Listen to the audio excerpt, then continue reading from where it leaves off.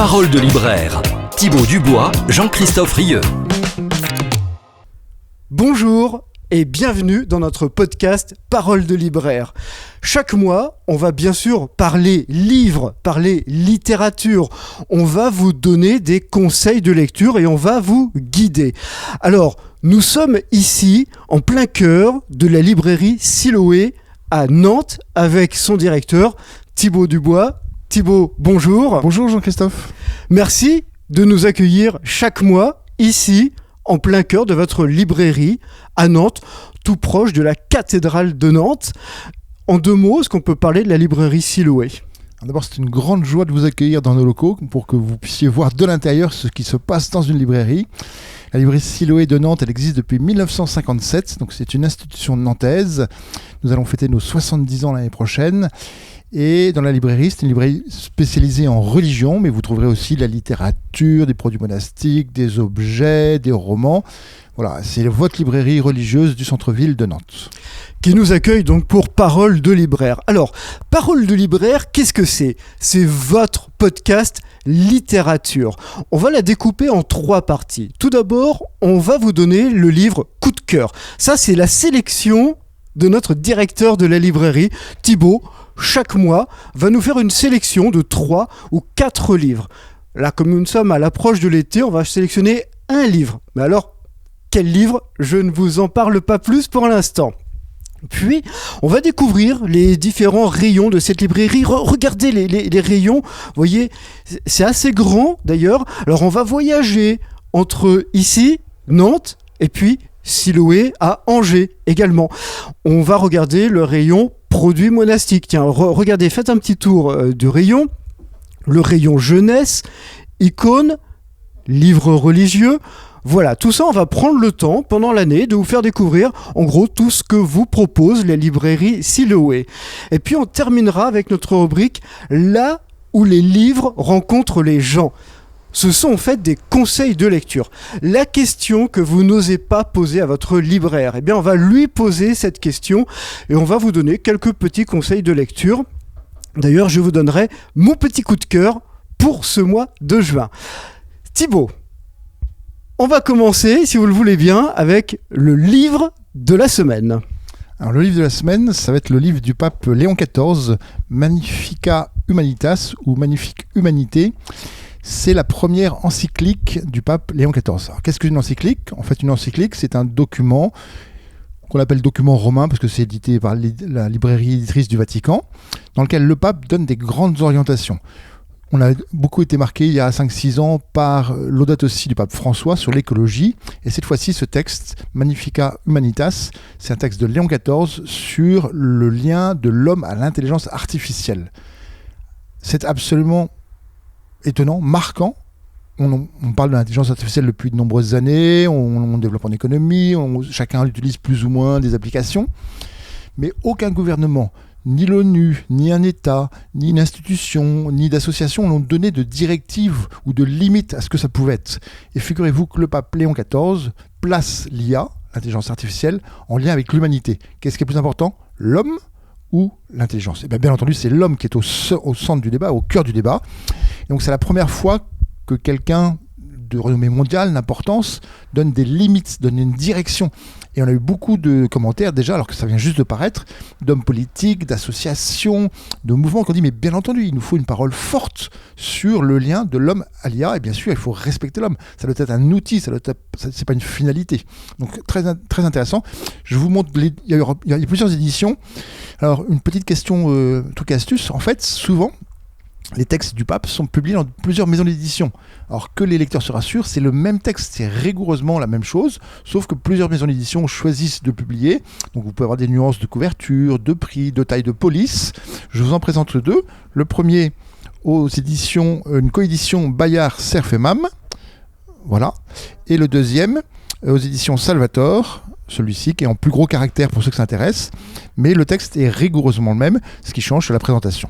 Donc uniquement la présentation, la pagination, peut-être le choix du caractère. Exactement, le texte reste le même parce que parfois nos clients sont perdus en disant il y a plusieurs éditions, comment se fait-il? Le texte romain, donc édité par le Vatican, reste le même. Ce qui peut parfois arriver, c'est que vous avez une préface en plus ou un commentaire en plus, des choses comme ça, mais le texte du pape lui-même reste rigoureusement le même, donc pas d'inquiétude. Ce qui peut changer, c'est le prix, le format du livre, mais le texte est le même. Voilà, je vous conseille de lire ce texte. Vraiment, c'est un texte, je pense, fondateur, dont on va longtemps parler. Je pense que les gens vont s'en emparer, vont travailler dessus, vont le commenter, vont rechercher, parce que c'est très fouillé. Il faut savoir que c'est pas né uniquement du pape et de son intelligence. Il s'est appuyé sur plein de spécialistes, il a été conseillé, il a vu ce que ça pouvait apporter. Donc c'est un travail qui est réfléchi, qui est travaillé. Et en plus, vous savez que c'est un religieux, au sens Saint-Augustin. Voilà. Et donc ce sont des gens qui travaillent beaucoup, qui écrivent leurs textes, ils relisent. Donc c'est vraiment un texte qui est travaillé, accessible. Alors c'est une notion un peu complexe, mais c'est très accessible pour tout le monde, que vous soyez néophyte dans la question ou pas. Lisez ce texte-là, qui est vraiment un texte de qualité dont on va beaucoup parler. Et les commentateurs d'ailleurs ont dit avec Magnificat Humanitas, le pape Léon est devenu Léon XIV. C'est vrai, parce que je pense que c'est un texte fondateur de son pontificat, et pour l'Église aussi. Et à la fois, c'est très moderne, parce que l'IA, ça reste très moderne, mais aussi c'est très ancré ou incarné, parce que on parle même chose de la place de l'humanité, et ça a toujours été le cœur de l'Église. Quelle est la place de l'homme dans la création, dans les inventions, le respect qu'on lui doit, la sauvegarde des travailleurs, les conditions. Il ne faut pas qu'on devienne esclave de ça. Donc il y a toujours cette volonté de l'Église de protéger l'homme. Mais alors, Thibaut Dubois, la question que tout le monde se pose, est-ce que c'est un texte simple à lire ? Oui et non. Oui, parce que c'est compréhensible. C'est en français accessible, c'est pas un vocabulaire compliqué, mais c'est un texte qui mérite d'être médité et réfléchi, parce que ce sont des notions très fortes. Donc, quand vous le lisez, tout le monde comprend. Mais je pense qu'il ne suffit pas de comprendre. Vous savez, c'est comme la différence entre écouter et entendre. J'entends le texte, mais l'écouter, c'est-à-dire qu'il faut le méditer, il faut le réfléchir, il faut le penser, il faut le relire. En revanche, c'est compréhensible. Il n'y a pas de difficulté de vocabulaire, il n'y a pas de difficulté de notion. Mais c'est un texte qui mérite d'être médité, approfondi, relu, pour pouvoir bien l'écouter et pas uniquement l'entendre. Si on veut travailler ce texte, est-ce que pour l'instant, on a des commentaires qui sont sortis ? Non, il y a juste une ou deux éditions avec des préfaces, une petite présentation succincte, mais il n'y a pas vraiment de commentaires. Souvent, il faut un peu plus de temps parce qu'il faut que les commentateurs ou les présentateurs puissent l'étudier, le travailler, mais régulièrement, il y a des éditions commentées. Après ça, vous pouvez aussi vous appuyer sur les commentaires que vous trouvez dans les journaux, et c'est très amusant parce que quel que soit dans l'Église, il n'y a pas de notion de politique, de gauche ou de droite. En fait, chacun regarde dans ces textes-là. J'ai vu des gens qui disaient, mais vraiment, merci Léon, parce qu'on s'occupe de la place du travailleur, des laissés pour compte, mais aussi de la recherche, du progrès. Voilà. Donc, il n'y a pas vraiment de lecture appropriée. Chacun s'approprie avec ses propres connaissances, ses propres besoins, ce texte-là. Voilà. Un texte fondateur, vraiment. Est-ce qu'on peut parler un petit peu de la structure de cette encyclique, de la structure du texte ? Est-ce qu'on arrive directement sur l'intelligence artificielle ? Est-ce qu'il y a un préambule ? Est-ce qu'il y a plusieurs étapes ? Est-ce qu'on peut le lire d'une traite ou est-ce qu'il vaut mieux chapitrer ? Alors, comme tous ces textes-là, en fait, il y a une continuité. Il y a un début et une fin, donc vous ne pouvez pas commencer par la fin et finir par le début. Mais en revanche, vous pouvez effectivement le chapitrer, vous pouvez vous arrêter, vous pouvez recommencer. Vous n'avez pas besoin de tout faire d'une traite. Voilà, il faut le travailler et travailler petit à petit. Donc on rappelle ce texte Magnificat Humanitas du pape Léon XIV. Vous avez 2 éditions. Une préférence ou pas entre MAM et Salvator ? Non, c'est vraiment égal. C'est une question de mise en page. Il y en a une qui est un peu moins chère que l'autre. Il n'y a pas de préférence particulière. L'une, l'autre, c'est égal, vraiment. Facilité de lecture, pareil. Identique. Il y en a une qui a un peu plus gros caractère, l'autre qui est un peu plus petite. Ça dépend, si vous voulez. Il y en a une qui est plus petit en format, l'autre qui est plus grand en format. Vraiment, c'est à votre guise. C'est comme vous le sentez réellement pour voir ce texte-là. Est-ce que c'est un texte qui est facile à lire ou pas ? Parce que là, on est au mois de juin, l'été approche. Est-ce qu'on peut le lire sur la plage ou vous conseillez plutôt de le travailler au calme avec un papier C'est pas un roman. Non. Mais non, je pense qu'il faut. C'est pas un livre qu'on lit sur la plage dans un transat. En revanche, sur une terrasse tranquille avec un papier, une note, même sans note, parce qu'on peut le relire. On peut travailler, on peut cocher une page, on peut les annoter. On peut le lire sans le travailler. Moi, je conseille quand même de prendre papier-crayon, de mettre des idées à plat, de surligner des pages, de souligner quelques-unes, peut-être de faire des petits renvois pour revenir dessus plus tard. Parfait, merci beaucoup Thibaut Dubois, directeur de la librairie Siloué qui nous accueille ici. Donc vous l'avez compris, le livre de la semaine, le livre du mois, donc la première encyclique de notre pape Léon XIV, Magnifica Humanitas, aux éditions MAM et aux éditions Salvator. Je vous propose maintenant, si vous le voulez bien, de parcourir avec moi la librairie Siloué. On va se rendre ce mois-ci dans le rayon jeunesse. Regardez l'image. Voilà, on fait un peu le tour de ce rayon jeunesse. Thibaut Dubois, quand on a conçu la librairie Siloué, on a conçu une place également pour le jeune public. Alors, c'est très important parce que je pense qu'un certain nombre de parents et de grands-parents sont intéressés à transmettre leur foi, transmettre leurs idées à leurs enfants et d'inciter les enfants à lire. On voit bien le combat aujourd'hui, on parlait d'intelligence artificielle. Il y a un combat culturel à mener pour défendre le papier, le livre, l'écriture, la lecture. Donc évidemment, il faut former la jeune génération dès le début. Et puis c'est aussi le moyen de faire des cadeaux, d'offrir un livre pour l'été, de changer d'activité. Il y en a pour toutes les tranches d'âge. Et puis il y a à la fois du livre religieux, donc des bibles, des vies de saints, mais aussi des romans qui ne sont pas religieux spécifiquement, choisis par vos libraires avec des bons conseils. Et on voit bien qu'il y a une envie quand même de transmettre. Puis bien sûr, les enfants sont attirés par les images, les collections. Souvent, quand ils ont commencé une collection, ils veulent finir la collection. Donc, ils veulent le tome 2, le tome 3, le tome 4 et plus si affinité. Et là, c'est par tranche d'âge souvent, parce qu'en fait, les dessinateurs et les auteurs adaptent leur écriture en fonction du développement de l'enfant. Donc, c'est souvent classé par tranche d'âge. Par exemple, pour les bandes dessinées, vous avez plein de choix différents. Et si on va sur un axe qui est la Bible, vous avez des Bibles pour les tout petits, donc des livres qui sont tout carton. Vous avez des Bibles pour les plus grands, pour la tranche du dessus. Vous avez des Bibles qui sont des Bibles racontées, c'est-à-dire que ce n'est pas le texte entier, mais c'est adapté au langage des enfants. Vous avez des Bibles en bande dessinée, vous avez des Bibles en manga, vous avez des Bibles illustrées, vous avez des Bibles un petit peu comme sous forme d'atlas ou de documentaire, avec des archives archéologiques, avec des... Donc c'est pour toutes les tranches d'âge, et c'est la même déclinaison pour le reste. Donc des romans, vous avez des romans pour les tout petits, avec des histoires de vie, d'école, de développement de la personne. Vous avez des romans pour les un peu plus grands, par tranche d'âge comme ça, et par rayon, donc du fantastique, un peu de romance jeunesse. Vous avez des vies de saints, vous avez de la littérature purement, vous avez des contes, après ça par thématique, à Noël, à Pâques, pendant l'été, à la rentrée scolaire, voilà. Et quand on visite par exemple un sanctuaire, souvent les enfants aiment bien avoir une médaille. Est-ce qu'ici on a des articles religieux, des médailles pour les enfants ? En plus d'être librairie, qui est l'essentiel de notre activité, adulte ou enfant, on a deux autres rayons. On a un rayon objets religieux. Donc là, vous trouvez des icônes, des médailles, des chapelets, des statues, tout ce que vous pouvez trouver en objet de piété. Et puis, vous avez des bougeoirs, des bougies, des statues de tous les saints. Et puis, vous avez un troisième rayon, donc tout ce qui est livre, qui est la grosse part de notre activité, objets. Et puis, un autre rayon qui sont les produits monastiques.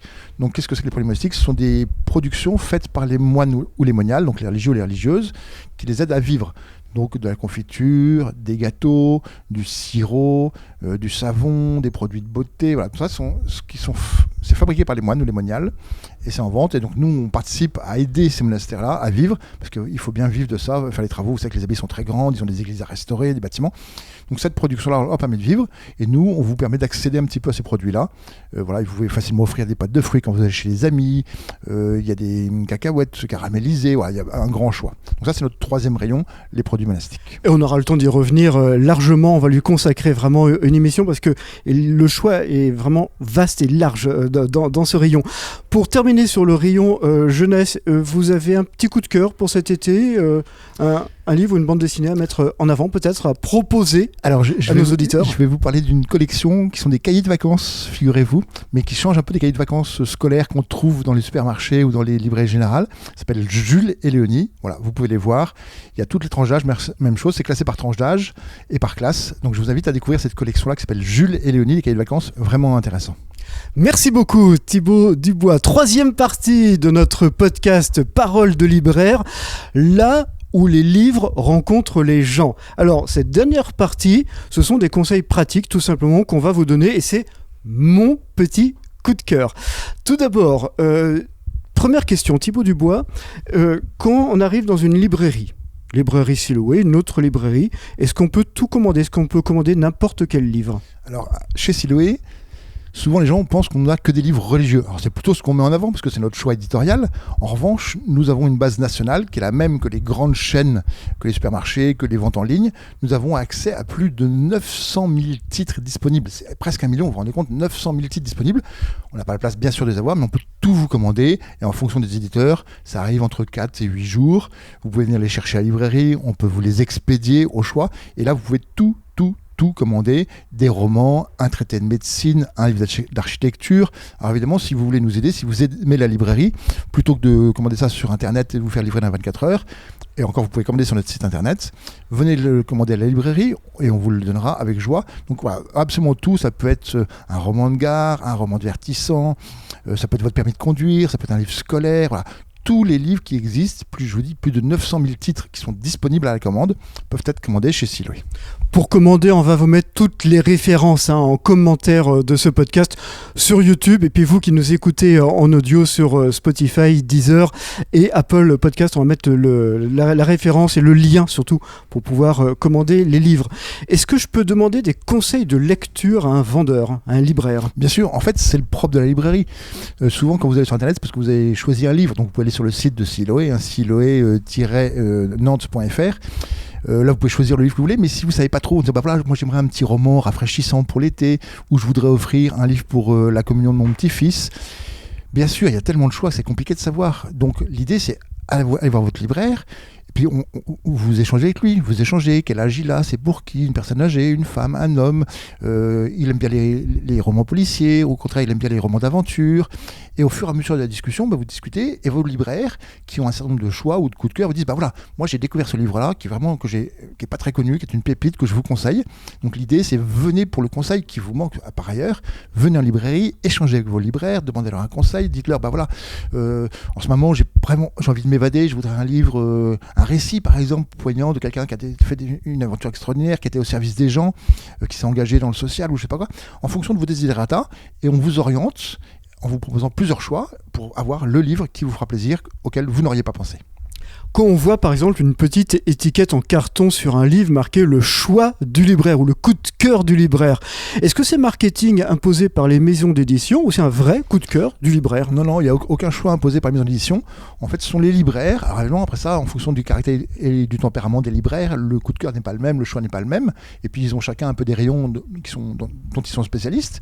Mais souvent, ils vous mettent pourquoi est-ce qu'ils ont aimé. Parce que c'est un roman distrayant, parce que c'est un profond. Puis échanger avec eux. Pourquoi est-ce qu'ils ont mis un coup de cœur ? Qu'est-ce que ça leur a apporté ? Et souvent, ce sont des livres qu'on ne connaît pas ou peu, ou dont on a peu entendu parler. Donc l'idée, c'est de vous faire découvrir des nouveautés, des choses qui sortent un peu des sentiers battus, mais c'est un vrai coup de cœur. Donc c'est le libraire, qui, chacun individuellement, qui met un petit mot pour dire, voilà, j'ai aimé ce livre-là. Parfois, on n'a pas le temps de mettre des coups de cœur, donc posez-nous la question et on vous conseille des livres sur lesquels il n'y a pas de petits cartons, mais qui sont des très bons livres à lire. Et comme les livres rencontrent les gens, vous aussi allez à la rencontre de votre libraire. C'est ce que j'ai fait le mois dernier et c'est mon coup de cœur que je tiens à vous partager. J'ai acheté à la librairie Siloé la réédition du livre de Gabriel Bossis, Lui et moi, aux éditions Beauchesne. Alors, Lui et moi, qu'est-ce que c'est ? J'en parle un petit peu, Thibaut. Donc Gabriel Bossis, c'est une mystique française du milieu du XXe siècle qui était artiste et qui a eu ce qu'on peut appeler une révélation privée de Jésus, c'est-à-dire Jésus lui parlait intérieurement, ce sont des motions intérieures en fait, sur la vie de tous les jours, comment vivre en présence de Dieu. Ce qui est intéressant pour nous, c'est que ce livre a reçu l'imprimature et le nichilobstat de l'Église dans les années 1950-1960. On en est déjà à la 60e réédition. 60e réédition. Ce qu'on peut noter, c'est que Gabriel Bossis, elle est nantaise. C'est ça qui est assez intéressant. Si vous vous intéressez à l'histoire de la ville de Nantes ou à l'histoire des mystiques contemporains, Gabriel Bossis, elle est nantaise. Il y a 7 tomes, ça s'appelle Lui et moi. Il y a une version qui regroupe l'intégrale, c'est-à-dire les 7 tomes. C'est mon petit coup de cœur, je tiens à vous le partager. Voilà, je vous mets la référence également dans la description du podcast. Lui et moi de Gabriel Bossis. Thibaut Dubois, merci beaucoup. On va terminer en rappelant le site internet de la librairie. Donc c'est siloé-nantes.fr. Siloé-nantes.fr et puis venez découvrir la librairie Siloé ici à Nantes et à Angers.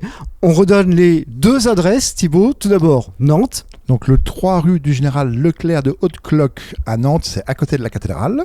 Et Angers? Et Angers, c'est 51 boulevard Foch à Angers. Et on vous donne rendez-vous le mois prochain. Parole de libraire, un podcast sur toutes les plateformes et sur YouTube. Une production L'Autre Agence Nantaise.